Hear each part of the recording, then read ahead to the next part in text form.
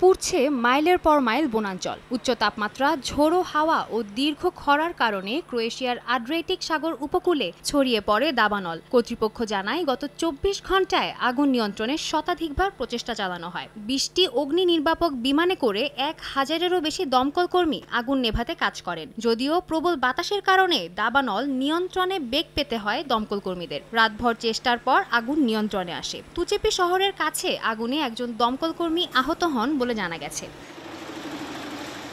স্থানীয় সময় বুধবার ভয়াবহ দাবানলের কবলে পড়ে আলবেনিয়ার দক্ষিণাঞ্চল। ইউরোপীয় ইউনিয়নের সহায়তায় হেলিকপ্টার ও বিমান দিয়ে আগুন নেভানোর চেষ্টা চালানো হয়। মাসকুলোর গ্রামের কাছে আগুন চলে আসলেও সেনা, দমকল কর্মী ও স্বেচ্ছাসেবকদের আপ্রাণ চেষ্টায় আগুন নিয়ন্ত্রণে চলে আসে, যে কারণে আগেভাগে ক্ষয়ক্ষতি এড়ানো সম্ভব হয় বলে জানায় কর্তৃপক্ষ।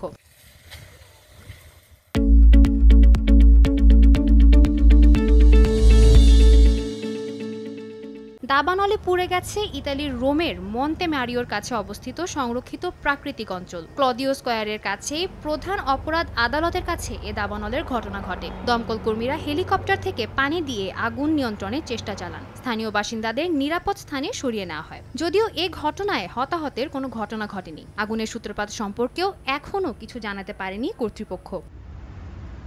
সাদিয়া তাসনিম, সময় সংবাদ।